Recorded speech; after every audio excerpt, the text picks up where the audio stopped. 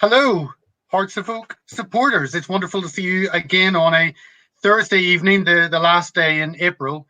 And we're about 5 weeks into the lockdown, but it's wonderful to have you with us this evening. And we've had all different guests. And this evening we have Robin Tilbrook. Robin Tilbrook is known as the founder of the English Democrats. Robin, would you like to give us a little bit of your background? Before that, I understand from we haven't met, so I thought I better check up on your background. And you've had a military background, teaching background, and you've got a legal background. Do you want to give us a little bit of information on that, about your history before you engaged in politics? Yes, well, I my father was in the army. I come from a background of being patriotic and thinking that being patriotic is normal.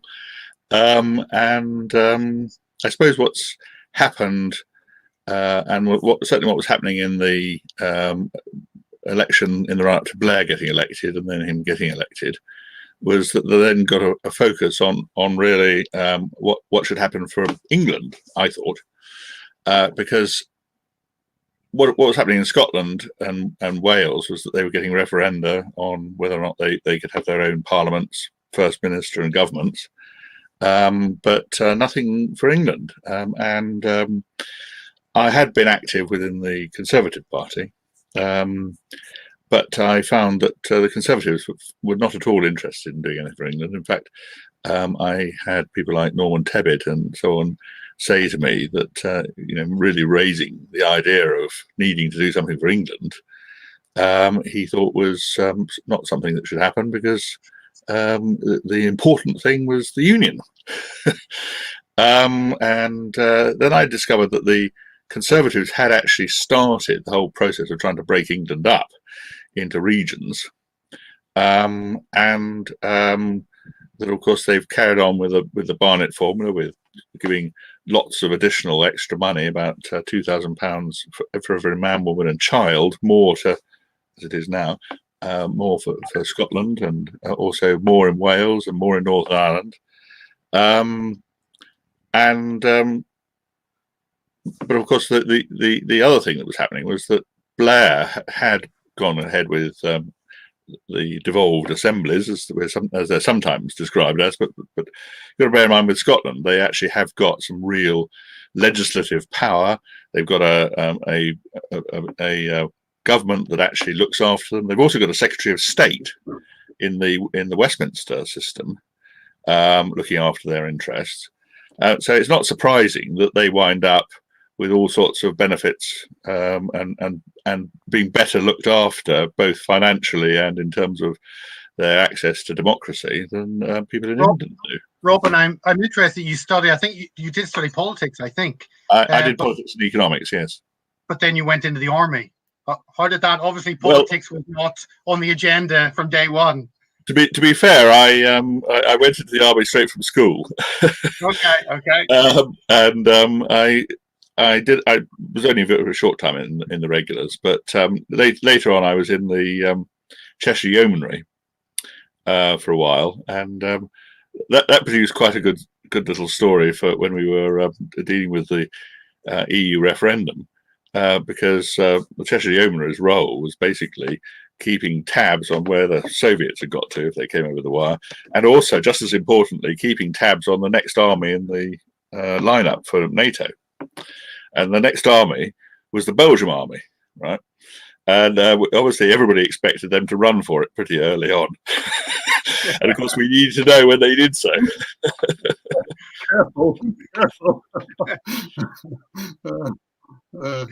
Robin, can I ask, with the English Democrats, two things. Firstly, you believe that St. George's Day should be a national holiday, and I'd like to come back to that, because a lot of our colleagues are exercised about St. George's Day and how Facebook had been banning anybody who put the St. George flag up on. We'll come back to that.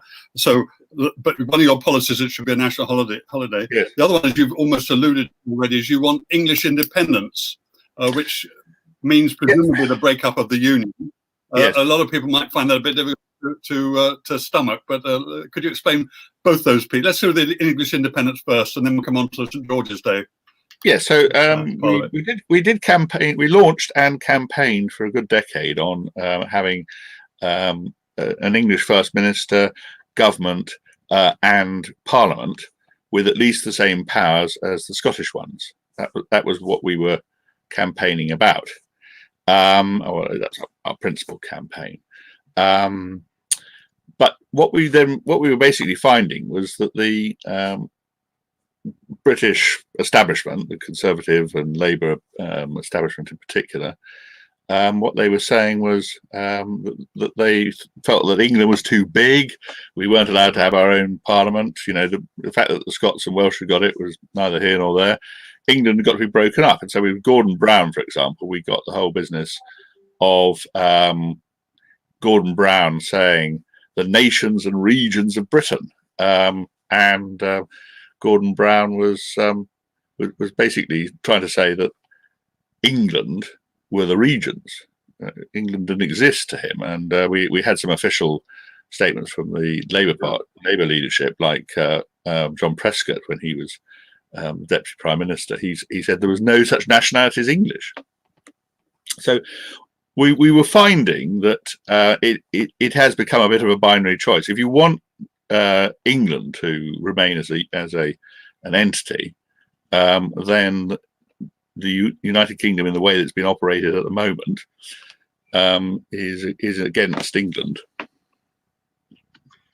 I always find it quite. So you'd like coming from complete independence? That was saying. So yes, if you want to preserve England, then we've got to go for independence. It's as simple as that. The British establishment wants to break England up. It wasn't just the EU that wanted to do that and break us up into EU regions. The EU actually gave the British establishment the right to choose how their regionalisation project would work, and they decided to keep Scotland and Wales as unitary nations, but to try and break England up. And we've seen a number of different efforts at trying to do this, because the main problem that the regionalists have got is that they can't work out where the boundaries of the region should be, because of course there are no natural regions in England. England's been a unified country since 927, which is long before any other European countries were unified, and there just aren't any regions that make any sense. I've seen one lunatic regionalist try to suggest that we ought to go back to the heptarchy with the old Anglo-Saxon kingdoms before the Vikings arrived. You know, it's that mad. You're breaking up a bit, Robin, but we'll press on regardless. St. George's Day, you think it should be a national holiday? I know a lot of our supporters, Hearts of Oak supporters, are completely incensed that when they put a St. George's Day flag up on their Facebook pages on St. George's Day, Facebook then took them down, presumably thinking that to wave the national flag was racist. So I just want to say to anybody who's watching now, we had the England flag is up on our Twitter account now, together with a rainbow flag for the NHS, and we put it there because we're proud of being English, we're proud of our country, and we're proud of our NHS. So if anybody felt like going onto our Twitter account right now, while listening to us, of course, going onto our Twitter account, taking that picture, that graphic, and putting onto their Facebook account, they will, of course, be risk being banned. But for those that quite enjoy fighting Facebook, or as some call it, fascist book, they're welcome to do so. But you want it as a national holiday, don't you? The English Democrats think it should be a national holiday. Yes, we do.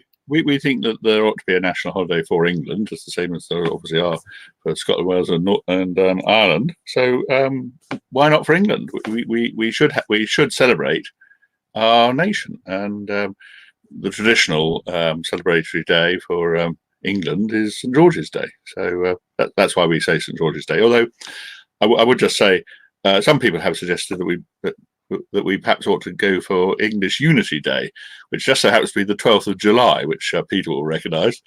And on the 12th of July, 927, that was the day on which England was unified. Oh, okay, fine. Can we move on a bit? Another important day, 29th of March 2019, you argued, you received a lot of support and notoriety because you told us, despite what the government told us and what all the legal authorities told us, you told us that we left the EU on the 29th of March. And indeed, you took the government to court about it. And I'd like to know what happened to that. What happened when you tried to prove it? It seemed people who saw your evidence thought you had a very strong argument. Yep, and in fact, we had a retired Lord Justice of Appeal, Sir Richard Aitken, who said that he thought that our case was strong and that it should be heard, and quite a lot of senior lawyers also looked at it and said they felt likewise. We had a QC working for us at one point who, although he had actually voted Remain, he still thought that our case was very strong. However, we now live in a country, I'm afraid, where the judiciary are selected through the Judicial Appointments Commission, and which was set up by Blair and Irvine and also Blair's friend Faulkner.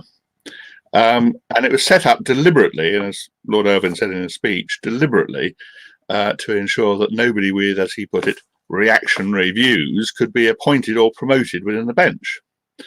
And one of the ways that they do that is that you can't even start the process of applying until you have demonstrated a lifetime's commitment to equality and diversity, which is the sort of officialese for being a multiculturalist and therefore a Europhile, an internationalist. And in fact, one of the judges that looked at our case turned out to be a fellow of the European Legal Institute, which is an organisation that the fellows what they commit to doing is working behind the scenes to broaden and deepen and entrench the whole EU system. And so, sorry, go on. This judge, Lord Justice Hickenbottom, actually, nevertheless, despite being an activist for the EU, felt it was okay for him to sit and decide our case. So it's not just Lady Hale and the way that the Supreme Court have dealt with the EU cases. The system itself, the judicial system itself, is full of people who are Europhiles and quite willing to talk about it and be so. If you were a woman of colour rather than a man who is white, your case might have had more success in the High Court and elsewhere. Well, only I think this does raise the old question, doesn't it? Only I think if I was arguing as she was, as Gina Miller was arguing, if she was arguing on the right side of it, so they were quite happy with it. Of course, that's what I mean. But she's a woman of colour, so she's there. But that really basically means that our judicial system now is politically corrupt, does it not? Well, I mean, Blair and the people that set up the Judicial Appointments Commission did so expressly to make our judiciary left wing, and that's what they are.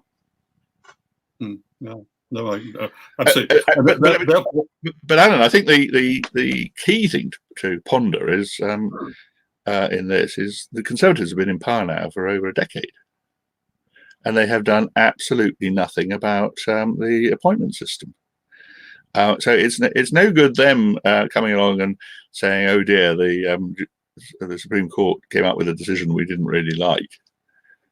They're the ones who sat by and had most of those people appointed to the Supreme Court during the. But they're not really conservative, are they? Sorry, they're not conservative, are they? No, they're not really conservatives, and they're. I would agree. I mean, you're not going to disagree with me about that one. But my point is, for anybody who's not thinking along those lines, these people have got themselves into office, making out that they're conservatives. And yet, when it comes to the appointment system for the judiciary, they're quite happy to have people who are expressly multiculturalist in their political activism. And in a sense, you couldn't.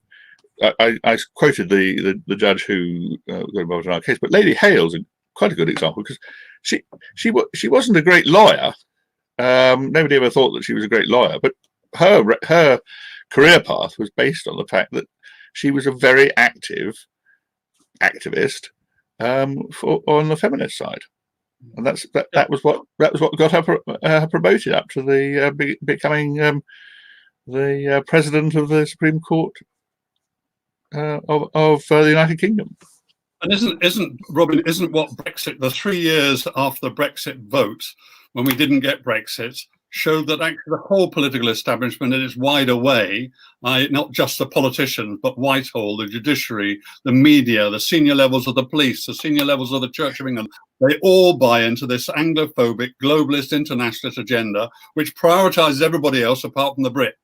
The ordinary Brit like you and me, or you'd say the ordinary English like you and me. So they're politically they're corrupt, and they insist on imposing their agenda on us, whether we want it or not.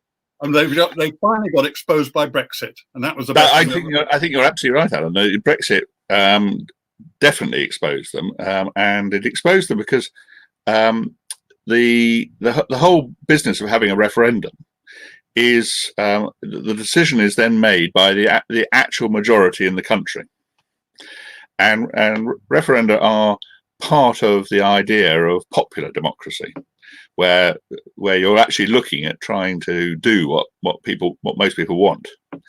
Whereas what the British establishment is, whether it be the media, the politicians, the civil service, as you said, the church, and I think our case showed very clearly the judiciary as well.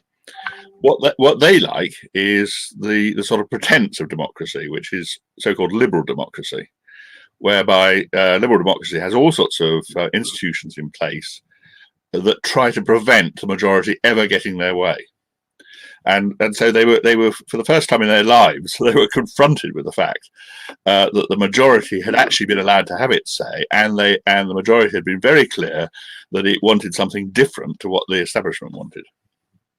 And right at the heart of our culture, right at the heart of this establishment is the BBC. And if I can just put in a plug for next Monday, we have a live, excuse me for a moment, Robin, but we have a live stream with Robin Aitken, who used to be in the BBC at a senior level in the BBC, but has since written a book called Noble Liar about the BBC. And that probably tells us quite a lot about it. So anybody who's available and wants to know more about the heart of this Remain Anglophobic, internationalist, anti-British Broadcasting Corporation, they should come into our live stream on Monday at 8 o'clock, because we've got Robin Aitken coming on. That should be very good. Robin, can I move us on, please? Grooming gangs, what I call is the worst social crime for 200 years. That's what I think it is. It's whereby English girls, predominantly English girls, not only, but they have been raped, abused, bestialized, if that's the right word, but on an industrial scale up and down the country for 30 years or more. And the authorities, the local authorities, be it the local police, have turned a blind eye to this. Why? Because the overwhelming majority of those perpetrators, the paedophiles, were of Pakistani Muslim background. Not only Pakistani, but overwhelmingly of Muslim background. And they wouldn't touch it because they thought you'd be racist if you touched the whole thing. Now, there's all sorts of ways in on this, but perhaps we can just for the moment talk about, first of all, about Sajid Javid, when he was Home Secretary, said that he was going to have an investigation into the characteristics of these grooming gangs. And we all thought, at last, somebody official is going to have a look at it. But of course, he's no longer Home Secretary. And the Home Office, being the Home Office, has now said no, they're not going to. And a colleague of ours, Johnny Wong, ran a petition on the government petition site and got 120,000 signatures. And the government, just this last week or so, have said we're not going to publish the results of this. Now, you have got quite aerated about this, quite rightly, and you've tried to take legal action against the government to force them to publish this report. Can you tell us what happened about that? Yeah, so could I just say before I start that, you were absolutely right in everything you said, Alan, but I think it's worth bearing in mind that the police didn't just turn a blind eye. They did actually arrest anybody that's tried to raise the issue and protest, and that had been going on all that period, that the authorities were in effect preventing people from raising it. And of course, now we've got this report, which has apparently been done by the Home Office, obviously using public money, public facilities, and all the rest of it, and with the promise that it would be published once it was complete. Well, it was complete in December, we're told. People then started to ask, well, what was happening about publishing it? And it came out that they decided not to publish it. Now, obviously, given that background of what actually officialdom had been up to in trying to cover up and to persecute anybody that raised the issue, it's pretty obvious, I think, that the report does say things that about the perpetrators and about the victims that the authorities simply do not wish to have published. The more you think that that's the case, the more we actually want to see what it does say. I know, it's just outrageous they won't publish it. It really is outrageous. But what it does do now is it implicates the Conservative government in the cover-up. I mean, basically the cover-up so far has been done by Rotherham Council and the South Yorkshire Police, or Rochdale Council and the Greater Manchester Police. It's been kept at a local level. Now it's come up to a national level, and now the Conservative government is part of the cover-up. Is part of the refusing to put the information out there for it. So they are now just as culpable as the rest. And they're the ones we now need to go after. And we need to discuss how we're going to go after that. But worth bearing in mind that Theresa May, when sorry, I was going to say that it's worth bearing in mind that when Theresa May was Home Secretary, she was just as involved in the cover-up.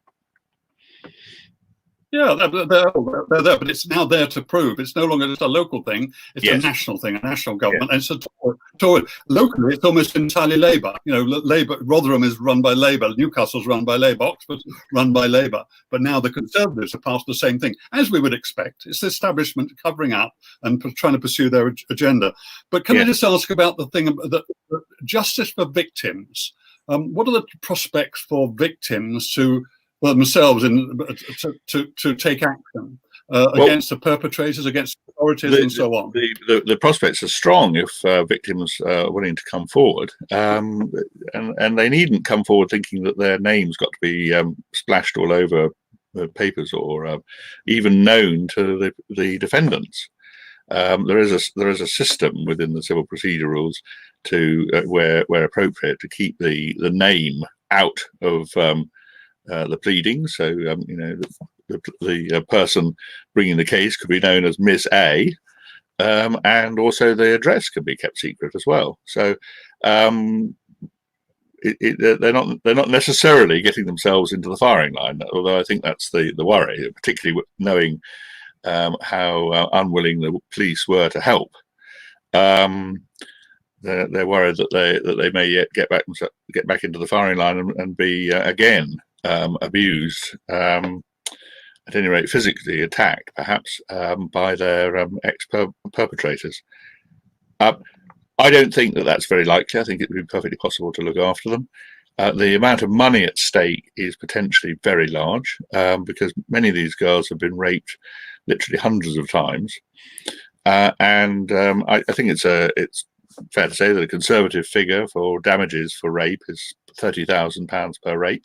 It could be more than that. I mean, some of these rapes are absolutely horrific, so you'd expect them to get more towards the upper limit of each rape. And it's not just the gang members who can be sued. It's every perpetrator. In other words, their clients as well. But the gangs could be sued for every single rape because they've set it up. And many of these people have become quite rich because, after all, they were making something in the order of, so we understand, something in the order of £250,000 profit a year out of each girl, and the prostitution of each girl. So, you know, over the years, they've made enormous amounts of money, which they could be sued for. I don't suppose they'd have a single penny left. I mean, should we be appealing for these girls to come forward quietly, yes, under the radar to you or to us, Hearts of Oak or something, and say we will stand with them, we'll support them, and we'll do all we can. I mean, we know the authorities will be against them, they're against us. They want to maintain the cover-up. They're corrupt. We don't rely on them to. We don't rely on the police to support the girls. We don't rely on the councils to support the girls. But we could support the girls, and we could see it through and look for justice. That's what's required. Alan, I think exactly. Justice is important, but also this is potentially a lot of money. So it's not only an abstract justice; it's actually some serious compensation for the horrors that they had to put up with. The fact of the matter is that as you rightly say, much of the authorities were corrupt about this, the way they behaved. You can't rely on them to correct things, and this is a self-help remedy. People can actually sue to get some justice out of this. And it's not like one of the really appalling things that happened with some of the claims for compensation from the Criminal Injuries Compensation Authority was that they then said, well, they weren't going to give any money because the girl had been convicted of something or other. That doesn't happen in a civil case. Would many of these girls, would they, I assume if they've gone through the system and someone has been found guilty of those crimes, then they could do that. They could then sue under anonymity, and I'm sure they'd be also entitled to legal aid, so it wouldn't cost them financially. Would that be possible, or how would that happen?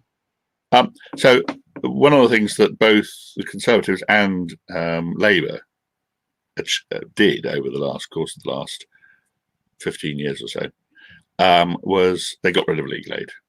So you can't really get legal aid. However, you can get a no-win, no-fee personal injury case brought. I think that the girls who have given evidence against those who've then been convicted of raping them, those girls would have a very easy case to get money out of those men that they've got convictions against for the rapes that they got convicted for. Okay. Where it becomes a bit more of a potential fight is where they're asking for compensation for areas where the men haven't actually been convicted, although they've still done it, of course. Because basically the Crown Prosecution Service, when eventually it was forced into action, they did the most obvious and easy bits of the case, and they didn't have girls that they thought might fall to pieces in the witness box. They didn't allow people who hadn't got any corroborating evidence, and they basically went for the easy bits. So quite a lot of girls who were the subject of these various gangs where there has been a conviction didn't actually wind up giving evidence, and even the girls that did give evidence weren't allowed to give evidence about every single crime that had been convicted, that had been perpetrated against them. But there would be enough there that you would get over the initial hurdle of starting to get damages. And I think the court would be very sympathetic to the idea that this had been a mass rape situation where the girls have been raped hundreds of times, and in those circumstances, I think you should be able to get a multiple. You get a figure for individual rape, and then you get multiples for the numbers of rapes that had actually occurred, and that could well amount to millions of pounds after all. Yeah. I personally think, Robin, it's not only a question of getting a financial compensation for the girls by way of justice. I actually think some of the authorities who failed in their duty of care themselves should be in jail, frankly. Whether from the council or the police, they knew it was happening, they saw it was happening, they decided they weren't going to touch it. Utter failure in a duty of care for underage girls.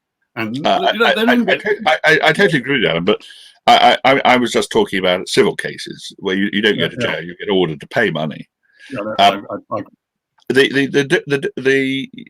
think many of those authorities probably could be sued, and the social services people, and the care homes and so on that were involved in the whole thing, and turned a blind eye. Possibly the police, but those aren't quite as easy.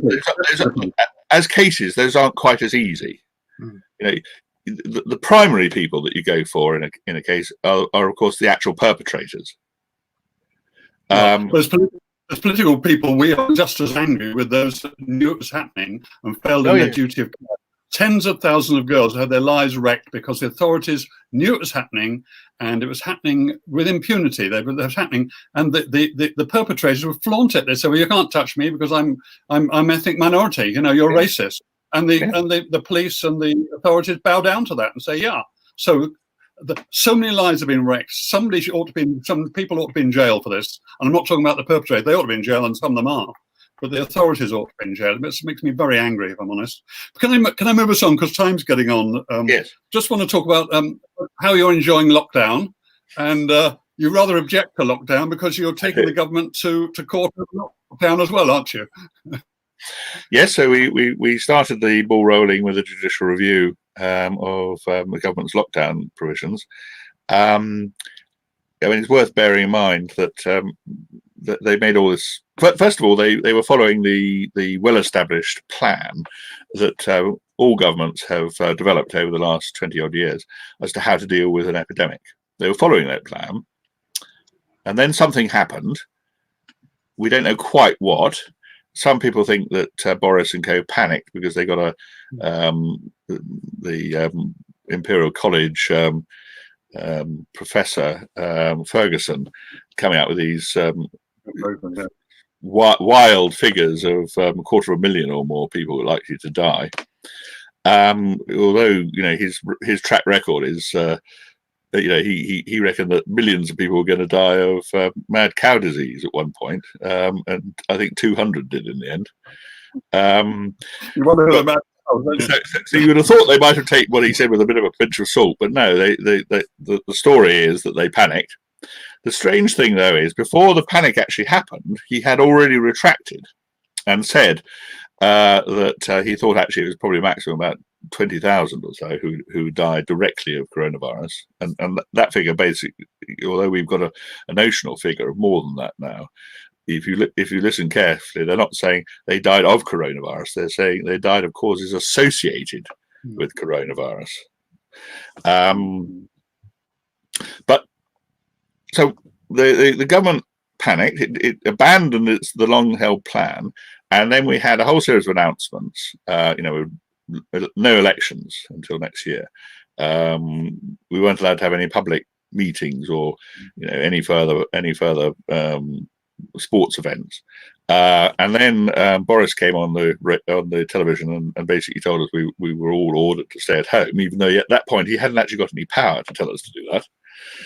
Over the course of the next few days, the government basically came out with this shocking great bill, the coronavirus bill, which is now the Act, something like 370 pages of it, stuffed full of powers for the government to pretty much take over every control of every aspect of life.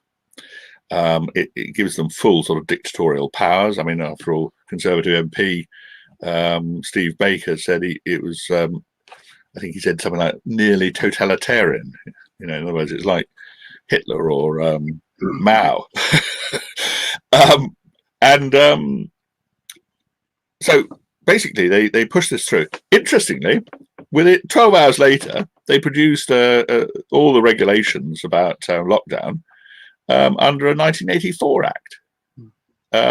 So the push for all those wide-ranging emergency powers was, well, a lot of them was completely unnecessary, and they must have known that whilst they were trying to push for them. So that makes me quite suspicious that actually there was more of an agenda there than people have really thought through. Even the guidance that they produce is not right. It doesn't reflect what's actually in the rules. So, for instance, we've got in the guidance you're only supposed to go out for exercise once a day. Nothing about that in the rules at all. Nor is there anything in the rules that says that you can't drive to somewhere to exercise. But the guidance is quite inaccurate and misrepresents the restrictions. The restrictions weren't put forward under the Coronavirus Act.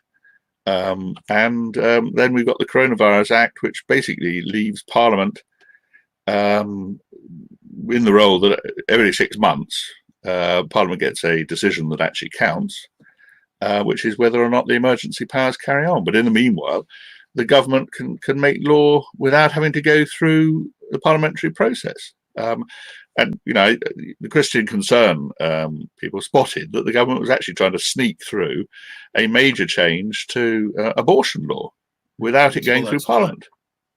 That's got absolutely nothing whatever to do with coronavirus. It was just an opportunity to sneak through some reforms that some people within government and Whitehall have long wanted to do. That's corrupt, isn't it? So we need to be finishing, Robin. I saw on your blog that you submitted to the Prime Minister a letter prior to claim, which could lead to a judicial review. What do you actually think is going to happen with this whole process? They're going to stop you, of course they are, because that's what they do. Where's it going to stop? How are they going to block you on this one? Well, I don't know. You see, I am an optimist, and obviously I might not wind up with somebody who turns out to be totally on side with the way the government has dealt with this, because the fact is they have done something that is very questionable. I mean, the 1984 Act, which they relied upon for producing these regulations, is an act that was really about docks and about ships coming in with, some sort of plague or other, and that obviously you would think that the authorities would need some way of stopping that from spreading into the general population. The act is not about closing down the whole country. And yet that's basically what they've used it for. So there is a strong legal argument on whether or not it's within the powers of that act. And there's the other point, I think, from the Coronavirus Act itself is it's an obvious breach of all the traditional liberties that we've thought of as being part of our constitution. It's just very naked that's been blocked. I mean, compare what's been done here over something that looks like it's probably at the death level of a bad dose of flu that we get every year. So every now and again we've had a year where we've had 20-odd thousand die from the flu. It's not going to be anything like as bad as the 1919 Spanish flu, where 250,000 died. But during that period where the Spanish flu was at its worst, we had a general election. Life didn't stop because there was a pandemic going on. During both First and Second World Wars, there continued to be by-elections and so on. And in fact, we had a general election in 1945 when we were still at war with Japan. So it's no use the government saying we're at war or something like that. Well, when we've been at war before, even total war, and that didn't mean the whole country had got to be put into lockdown and caused to go into sort of self-imprisonment, whilst they're still allowing people to come in untested from various parts of the world. But I'll hand you back to Peter, I think. Peter, thank you, Robin, for being with us. We've taken 40 minutes of your time, but I've had I'll think of the 12th differently now, and not just for the Orange Order. So I'll have to look that up. But thank you for your time. And on the bottom of the screen, obviously, I encourage people to go and look at the English Democrats website, englishdemocrats.party. Go and have a look at it and look at the articles, look at what's down there. And obviously, we have no elections this year, but I know next year things will start up again, we hope. Mm-hmm. So do have a look at that. And obviously, you can follow English Democrats on Twitter at English Democrat is their handle. And obviously, Robin, people can follow you on your Twitter handle, which is just Robin Tilbrook. So I encourage you to go on to Twitter and follow Robin and see what he puts up. So it'll certainly be very interesting. For us, as Alan said, we have other live streams coming up. We have Monday, with Robin Aiken from ex-BBC. On Thursday, we have Matt O'Connor, Fathers for Justice. So do tune in again at 8 o'clock, and it'd be great to have you there. Before you go, can I ask you, before you leave YouTube, to do click on subscribe, go to that button and just give it a click. And also, if you go to our website, it means we can keep you informed of what's happening. So on Monday, we send out our weekly email. So do go to heartsofoak.org and click on that Connect tab, fill in your details, and we can continue to update you and keep you posted about what's happening. You'll get 1 email a week. And if you don't like it, you can unsubscribe. So it'd be great if you go there and put your details down. I think that's all. Robin, thank you once again for your time. It's been great to have you. Thank you, Alan. We'll look forward to having you sometime later, whenever this lockdown disappears, and we can actually do an interview in person. So that would be or maybe we win the case. or that. Oh yeah, it could happen. It could happen. And the one thing you can be sure of is it's more likely to happen if we bring it than if we don't. You're quite right. You're quite right. Yes. And on that optimistic note, I wish all our viewers good evening and have a good weekend. Thank you very much and good night. Thank you.